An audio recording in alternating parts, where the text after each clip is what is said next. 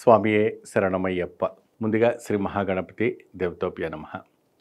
స్వామికి ధర్మ సంధ్యాలో మనకు రావాల్సినటువంటి మెయిల్ మెసేజ్ ద్వారా కొన్ని విభిన్నమైనటువంటి ఒక ధర్మ సంధ్యాలు వస్తూ ఉంటాయి.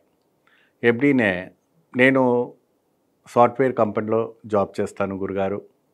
మా గురుస్వామి గారు అల్పాహారము, భిక్ష, భోజనం చేసే సమయంలో చొక్కా విప్పి కూర్చోవాలా అని చెప్తూ ఉంటారు.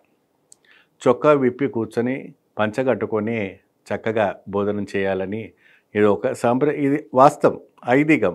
అంటే ఇప్పుడు మాల వేసుకున్న వాళ్ళు మాత్రమే కాదు, ప్రతివారు కూడా ఇంట్లో భోజనం చేసేటప్పుడు చొక్కా విప్పి కూర్చొని పంచగట్టుకొని భోజనం చేయాలి. అదే ఆరోగ్యానికి రక్షణ, ఆరోగ్యాన్ని మిమ్మల్ని కాపాడుతుంది. అన్నపూర్ణ దేవికి మనం మర్యాద ఇచ్చినటువంటి ఐదీగం రావటం జరుగుతుంది.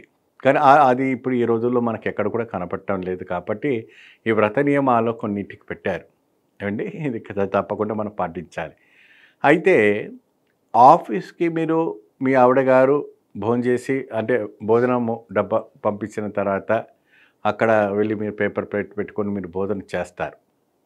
చేసిన తర్వాత దానివల్ల మీకు అక్కడ కూర్చొని అందరు మహిళలు ఉంటారు, మరి పురుషులు ఉంటారు. కాబట్టి నేను చొక్కా విప్పాలా విప్పకూడదు అనేసి మీరు అడిగారు.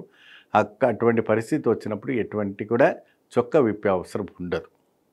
ఎందుకంటే సన్నిధానము అన్నది వేరు, వృత్తి దగ్గర వేరు, ఆలయంలో అన్నది వేరు.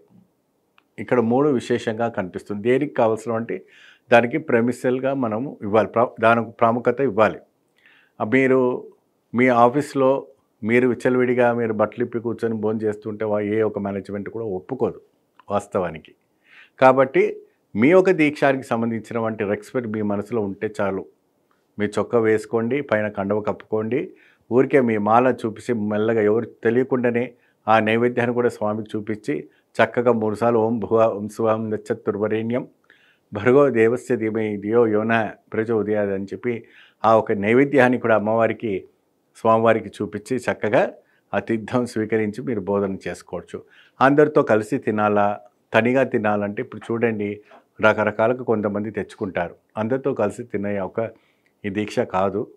ఈ ఒక 41 రోజు పాటు కూడా మీరు తనిగా కూర్చొని తింటేనే చాలా విశేషమైనటువంటి ఫలితం రావటం అనేది జరుగుతుంది. ఇది తొలిసారి మాలధార వేసుకున్నవంటి విశేషమైనటువంటి స్వాముల కన్యాస్వాములకు చెప్పేవంటి ఒక వార్త.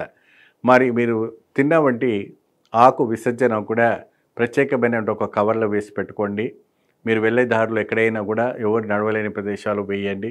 చాలా పవిత్రం, చాలా పుణ్య ఫలితం రావటం అనేది మీకు కనపడుతూ ఉంటుంది.